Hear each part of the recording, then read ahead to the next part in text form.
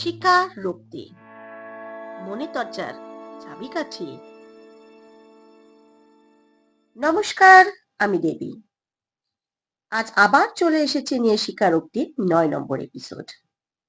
দেখতে দেখতে সময় কেমন চলে যায়, তাই না? যাই হোক, কেমন আছেন সবাই? নিশ্চয়ই খুব ভালো আছেন। ভালো বা খারাপ যেমনই থাকুন, আমায় কমেন্ট করে জানান।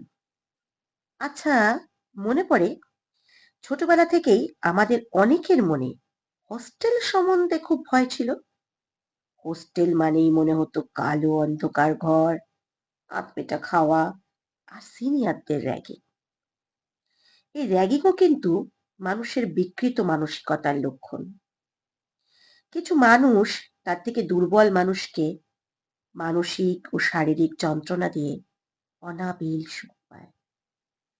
আর এটা কিন্তু সেই বহু যুগ আগে থেকেই চলে আসছে, যখন সবল দলপতি বা উচ্চ সম্প্রদায়ের মানুষেরা তাদের কৃতদাস বা অধস্তনদের উপর অত্যাচার করে সুখ পেত। ভাবছেন তো এত কথা বলছি কেন? ঠিক ধরেছেন। আজকে আমাদের স্বীকারোক্তিতে যে ঘটনাটা বলতে চলেছি তার বিষয় হলো র্যাগিং।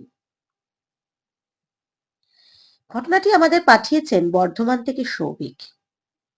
ও যেভাবে ঘটনাটি পাঠিয়েছে ঠিক সেভাবেই বলছি। দেবীটি, আশা করি তুমি ও স্বীকারোক্তির বন্ধুরা ভালো আছো। আমি ভালো নেই। বিশ্বাস করো, ভালো না থাকার জন্য যে ঘটনাটা দায়ী তাই আজ তোমায় জানাবো। আমি দক্ষিণ ভারতের একটা নাম করা ইঞ্জিনিয়ারিং কলেজে ভর্তি হয়েছিলাম। সেখানে এমন এক ভয়াবহ ঘটনার সম্মুখীন হই যে আমার নিজের জীবনটা আমূল পরিবর্তন হয়ে গেছে। ওখানে যখন আমি থার্ড ইয়ারে পড়ি, সে সময় আমার হোস্টেলে শাহজাহান বলে একটা ছেলে ফার্স্ট ইয়ারে ভর্তি হয়। ও আমার রুমমেটও ছিল। অত্যন্ত মেধাবী একটা ছেলে। কিন্তু আমাদের থার্ড ইয়ারে একদল নেকড়ে বাস করত। তারা নতুন কেউ এলে আর সে যদি একটু ভীতু আর সাদাসিধা গোছের হতো, তাহলে তার বিরুদ্ধে দাঁত নখ বার করত। ওদের দলের নেতা ছিল সুধাকরণ। অত্যন্ত বদমাইশ, নেশারু একটা ছেলে। বাবার অগাধ টাকা ওকে আরো খারাপ করে তুলেছিল। শাহজাহানকে প্রথম দিকে ওরা অবজার্ভ করে। একে তো সাদা সিধা, ওপর থেকে সে আবার ভিন্ন ধর্মী, তাই ওদের রোষ ওর উপর গিয়ে পড়ে। শুক্রবার ক্লাস শেষে শনিবার ও রবিবার আমাদের ছুটি থাকতো। যারা কাছে পিঠে থাকতো অনেকে বাড়িও চলে যেত, তাই হস্টেল একটু ফাঁকা ফাঁকাই থাকতো এই দুদিন। এইরকম এক শনিবার সুধাকরণরা শাহজাহানকে ডেকে পাঠায়। যে ঘরে ওদের আসর বসতো সেই ঘরটাকে ওরা ডেন বলতো। শাহজাহান রাত 9টা সাড়ে 9টা নাগাদ ডেনের দিকে যায়। আমার কি যেন মনে হওয়াতে আমি ওর পিছনে। ডেনে তখন আরো অনেক ছেলে উপস্থিত, যাদের উপর সুধাকরণ আর তার টিমের অত্যাচার চলছিল। এসব দেখে শাহজাহান একটু ঘাবড়েই যায়। এবার আসে শাহজাহানের পালা। ওকে ওরা বলে হোস্টেলের 18 নম্বর রুমে ওকে 12টা থেকে 2টো অব্দি থাকতে হবে। হোস্টেলের ওই ঘরটা এমনিতেই কুখ্যাত ছিল। রাত 12টা তো দূর, কেউ সন্ধ্যার পর ওইদিকে আর যেত না। ওদের এই অর্ডারটা শুনে আমি প্রতিবাদ করি, কিন্তু আমাকে ওরা ধমক দিয়ে থামিয়ে দেয়। এমনিতেই আমি বাঙালি বলে আমার সবসময় টিটকিরি দিয়ে কথা বলতো। আমার নামকরণও করেছিল বঙ্গ বলে। সে যাই হোক, শাহজাহান ঘরে ফিরে এসে হাউ হাউ করে কাঁদতে থাকে। আমি একবার ভাবি ওয়ার্ডেনকে জানাই। তারপর ভাবি আমাকেও তো হোস্টেলে থাকতে হবে। ঠিক রাত 12টায় সুধাকরণ দলবল নিয়ে আমাদের ঘরে হাজির হয়। শাহজাহানকে ঠেলতে ঠেলতে 18 নম্বর ঘরের দিকে নিয়ে যায়। কিভাবে যেন সুধাকরণরা ওই বন্ধ ঘরের একটা ডুপ্লিকেট চাবির ব্যবস্থা করেছিল। ওই চাবি দিয়ে ঘরটা খুলে এক ধাক্কায় শাহজাহানকে মেঝেতে ফেলে দেয়। ঘুটঘুটে অন্ধকার ঘর শাহজাহান কিছু বোঝার আগেই বাইরে দিয়ে দরজাও দিয়ে দেয়। আমি চিৎকার করে বাধা দিই। ওদেরকে বোঝানোর চেষ্টা করি ওর সাথে এটা অন্যায় হচ্ছে, ওর ভালো মন্দ কিছু হয়ে যাবে, কিন্তু ওরা হাসতে হাসতে আমার ধাক্কা দিয়ে সরিয়ে দিয়ে যায়। ঘরের ভিতর থেকে শাহজাহানের চিৎকার ভেসে আসে। আমি পাগলের মতন সুধাকরণের ঘরের দরজায় ধাক্কা মারি, বলি অনেক হয়েছে, ওকে ছেড়ে দে, ও মরে যাবে। কিন্তু ওরা বলে থাম তুই, ওরা আল্লাহ ওকে বাঁচাবে। আমি হিতাহিত জ্ঞান শূন্য হয়ে সব ঘরের দরজায় ধাক্কা দিয়ে ওকে বাঁচানোর আর্জি জানাই, কিন্তু কেউ এগিয়ে আসে না। শাহজাহান একসময় চুপ করে যায়। আমি ভয় পেয়ে গিয়ে আমার ঘরের দরজা বন্ধ করে দিই। এভাবে আধ ঘন্টা কেটে গেলে আবার ফিরে এসে 18 নম্বরে ধাক্কা মারি, কিন্তু কোনো সাড়া পাই না। আমি আর স্থির থাকতে পারি না।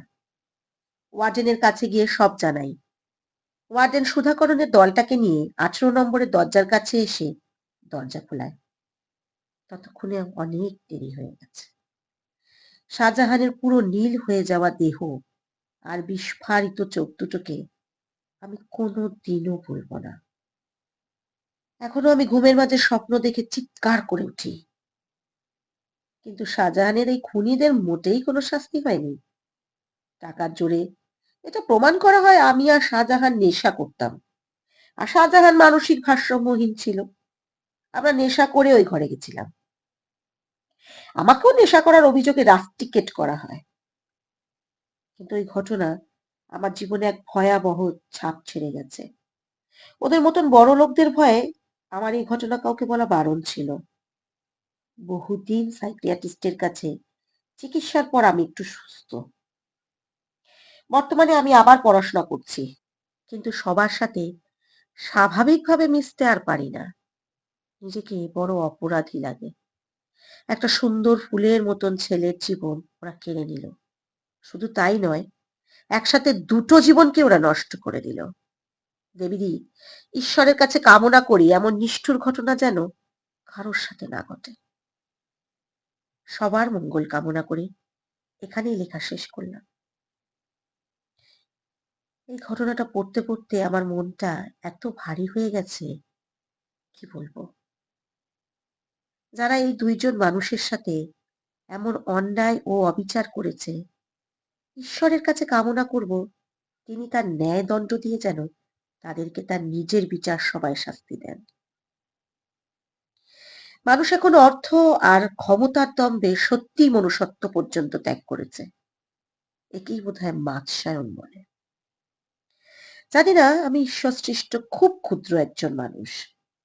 আমার ক্ষমতা সীমিত, কিন্তু ওই দুইজনের জন্য অবশ্যই পরম পিতার কাছে প্রার্থনা করব। আপনাদেরও যদি এমন কোনো ঘটনা জীবনে ঘটে থাকে বা কারোর সাথে হয়েছে তা জানা থাকে, তবে অবশ্যই আমাকে মেল করে জানান। আমার মেল আইডি স্বীকারোক্তি2024@gmail.com, অথবা ফেসবুক মেসেঞ্জারেও মেসেজ করে জানাতে পারেন। আর ঘটনাটি আপনাদের কেমন লাগলো তা কমেন্ট করুন। ভালো লাগলে লাইক ও শেয়ার করুন। আর অবশ্যই আমাদের ইউটিউব চ্যানেল স্বীকারোক্তিকে এগিয়ে নিয়ে যাওয়ার জন্য সাবস্ক্রাইব করে বেল আইকনটি প্রেস করে দিন। ঈশ্বরের কাছে কামনা করি আপনারা সবাই খুব ভালো থাকুন। আজ তবে এই পর্যন্তই। আবার ফিরবো কোনো না বলা সত্য ঘটনা নিয়ে প্রতি সোম ও শুক্রবার ঠিক রাত ৯টায়। ততক্ষণের জন্য আলবিদা।